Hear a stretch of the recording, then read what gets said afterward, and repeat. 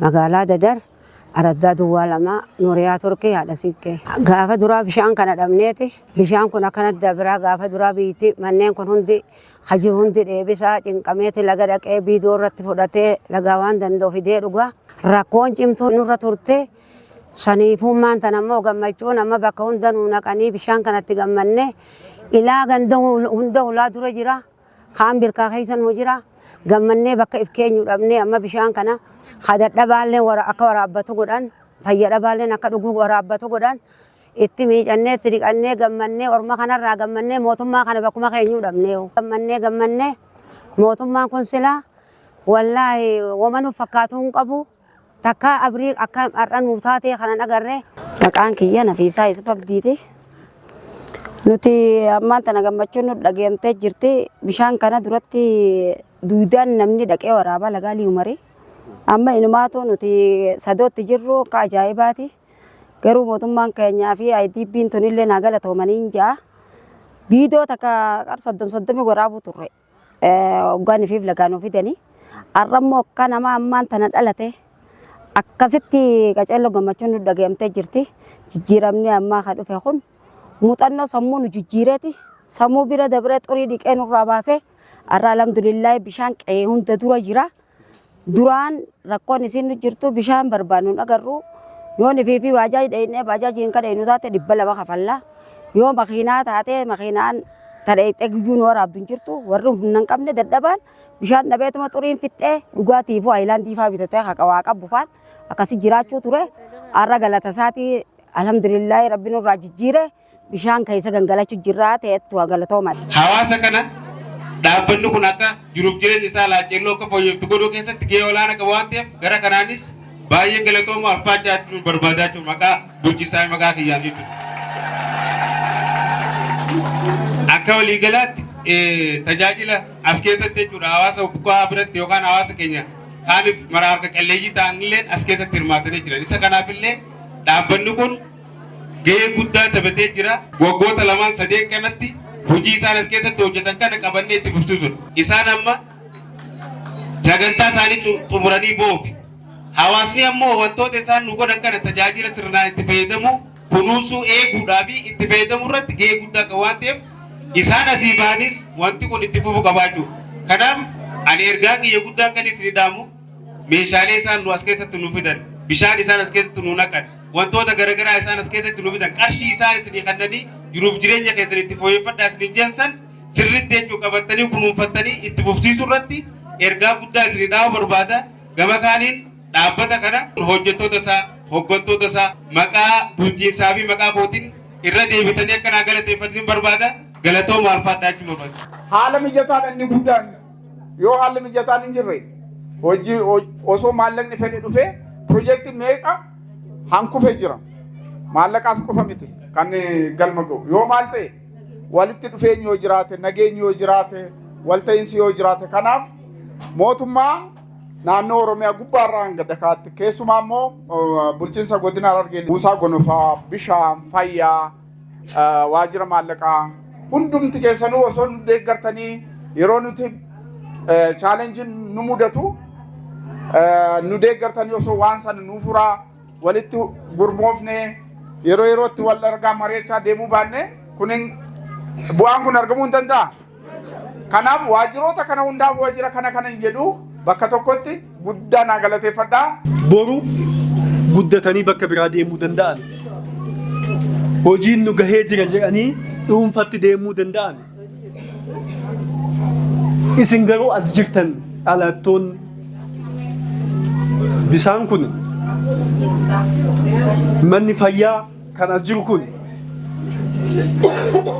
kan daa'imman kan duratti ilaalle kan bakka itti taphatan kun hundinuu harka keechaniin qabatamanii boru iftaan oggaa har'aa oggaa lamaan har'aa oggaa dhufne laaluu danda'u nurra jiru. Kanan adaraa isin jechuu barbaada.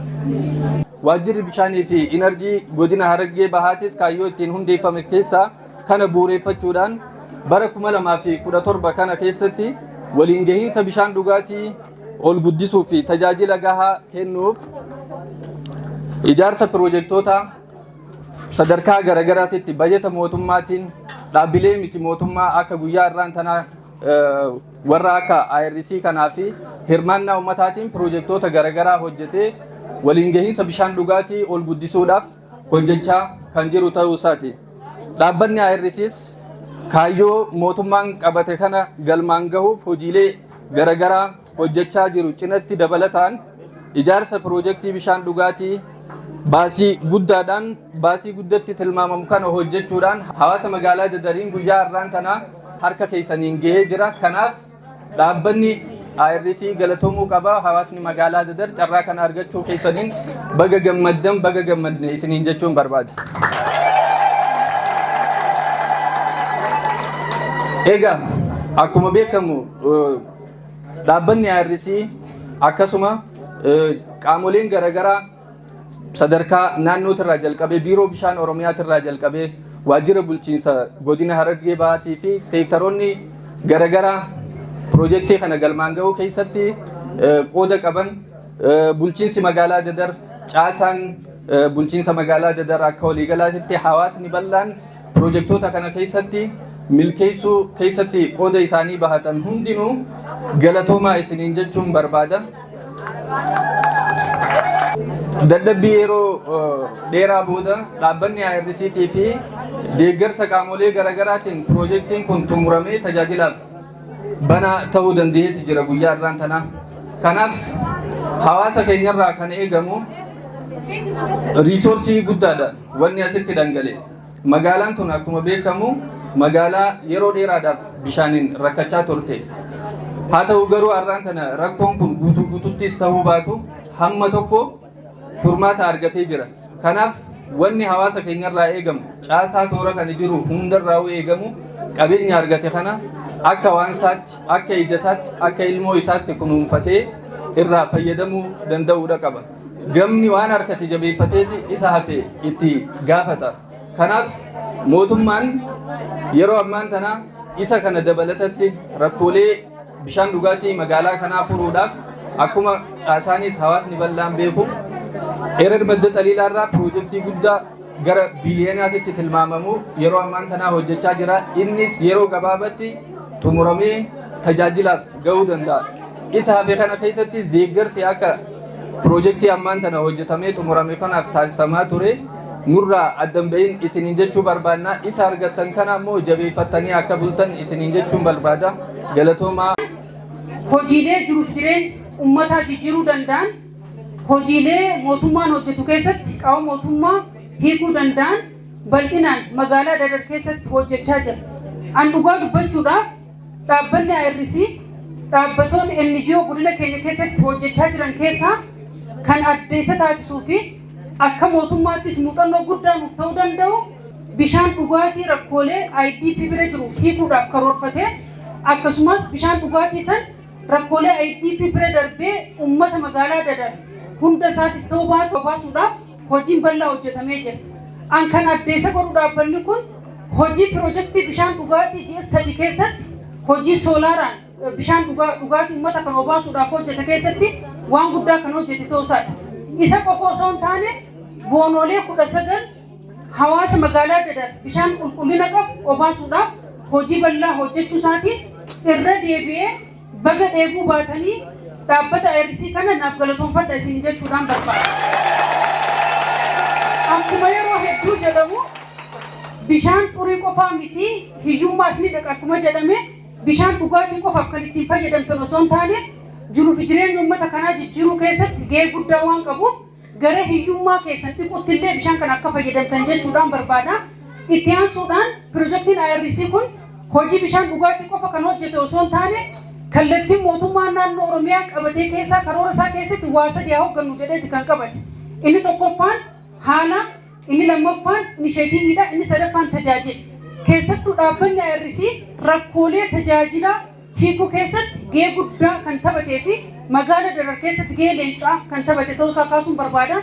Akkuma fakkeenyaatti isinii kaasuudhaaf rakkoolee kenna tajaajila mootummaan adda baasee qorate keessaa inni jalqabaaf inni ijoo dhimma dhiyeessii qorichaati wajjin kan wal qabatu.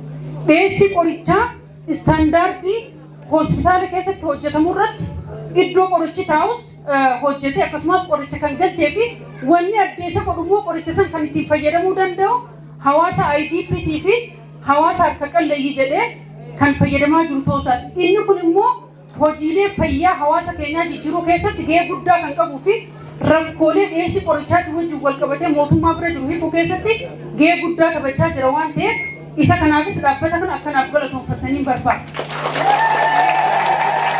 Inni sadaffaatii fi inni ijoon IDP magaalaa Dadar keessatti jiru akkuma mootummaan tarsiimoo isaa keessatti kaa'etti gargaaramtummaa jalaa gara oomishtummaatti ce'uu jedhee tarsiimoo kaa'etti kan jiru.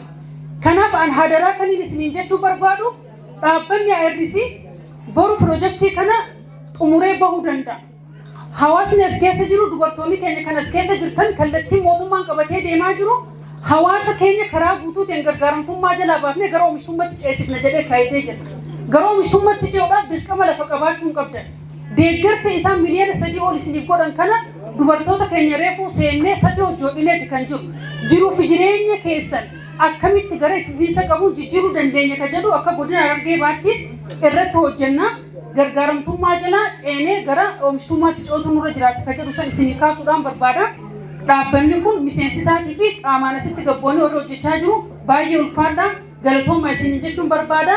Dhaabbata kanas galateeffachuun barbaada. Garuu wanni isinitti dhaamu dhaabbanni kun yoo baruu bahe hojiin IDP irratti hojjetamaa jiru, hojiin buufata fayyaa keessatti hojjetamaa jiru, hojiin akkasumas bishaan irratti hojjetamaa jiru kunuunsa mataa isaa deemee barbaada jechuudha. Hojiin isaan hojjetan kwaalitii isaa yeroo gabaabaa keessatti qulqullinaan waan hojjetanii jiraniif gahee guddaa kan taphachuun nurra jiraatu qaama mootummaa waan ta'eef ergaa kana guduunfattanii dhaabbata kana hojii isaan hojjete bira immoo dhaabbattanii akka kunistan jechuun barbaada.